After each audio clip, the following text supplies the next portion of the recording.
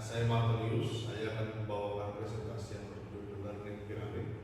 Sebelum kita mulai, disclaimer dulu, ini bukan bukan untuk kita itu tahu apa itu piramid yang ada di Mesir. Itu jauh sekali. The Learning Pyramid ini kalau di bahasa Indonesia kan piramida pembelajaran. Ya. Baik, langsung saja. Kita mulai dengan pertanyaan.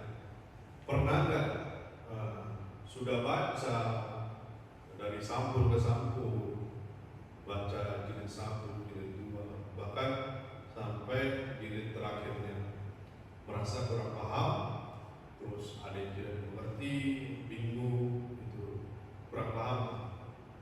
Ya. Sebenarnya ya, faktanya membaca itu efektivitasnya itu cuma 10%. Ya, 10%. Kaget ya? Loh, saya sudah baca banyak, sudah baca ini itu, harusnya lebih tahu lah dari yang tidak membaca. Harusnya saya paham itu. Ternyata yang saya baca itu tidak seluruhnya. Ternyata yang saya baca itu masih ada kebingungan. Kaget kan, bingung kan, terus bagaimana lebih efektif? Banyak aja lah, masih bingung ini ya. Oke. Menurut National Training Laboratories, itu sebuah institut di Amerika dalam bidang psikologis dan tingkah laku.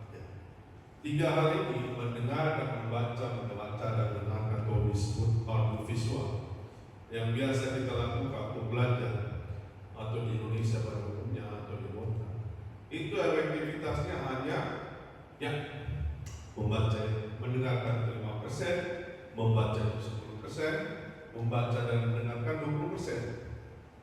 Ya.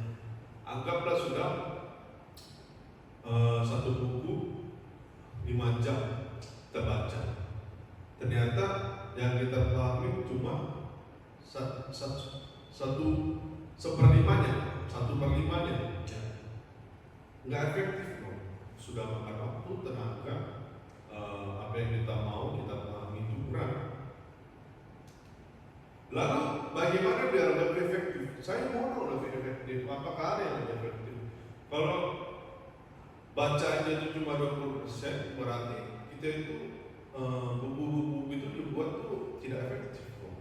Apakah dari dulu metode baca itu digunakan untuk belajar, tapi 20% aja gitu. Kan itu efektif itu, di bawah 50%. Oke. Institut tadi National Training Laboratories membuat piramida selama penelitian yang mereka lakukan, di mana 5% itu mendengar seperti tadi sampai baca dengar itu 20%. Nah, kita belajar dari demonstrasi, melihat demonstrasi yang kita pelajari itu efektivitasnya itu 30%. Kalau kita diskusi, ya, itu efektivitasnya 50%. Kita mengaplikasikan yang kita pelajari, ya, kita buat praktik, kita lakukan, kita coba, itu efektivitasnya 75%. Nah, paling bawah dan paling nilainya paling tinggi adalah 90%. Di sini ada tambah 90% itu kita itu belajarnya harus apa? Salah. 90% ya. Ini sangat efektif. Efektivitasnya 90%. Bagaimana kita belajar? Cara belajar yang benar. Bukan masalah benar dan salah sih, tapi biar lebih efektif. Baca itu benar belajarnya, tapi efektivitasnya 5%. 90% itu adalah mengajar. Jelas sekali kita mengajar itu sudah pasti dengar, baca dengar, demonstrasi, diskusi dan aplikasikan. Jadi wajar kita mengajar itu sangat efektif. Kita lihat guru, dosen itu kenapa lebih paham, kenapa lebih mengerti, karena beliau itu mengajar, sehingga selain dia baca dan dengar, dia mendemonstrasikan, dia tanya jawab, diskusi, dia juga mungkin sudah ada pengalaman aplikasikan, Terus juga mengajar itu kan mengaplikasikan cara mengajar, cara presentasi, dan 90% itu sudah mencakup semuanya.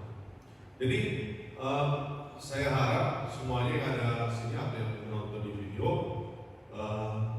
ada kesempatan maju untuk menjelaskan. Itu kesempatan yang benar-benar emas, sangat efektif untuk kita belajar. Itu kita juga mengajar yang lain, kita juga mungkin bisa mengajar kesempatan-kesempatan itu kita lebih paham, dan itulah efektivitasnya itu 90%.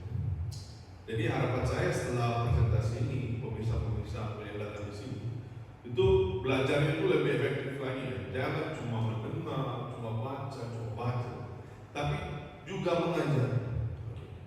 Setuju? Setuju semua dong. Oke, sekian dari saya. Terima kasih. Saya Martinius Erta Sirputar, NIM 2023 12 051, mata kuliah keterangan komunikasi.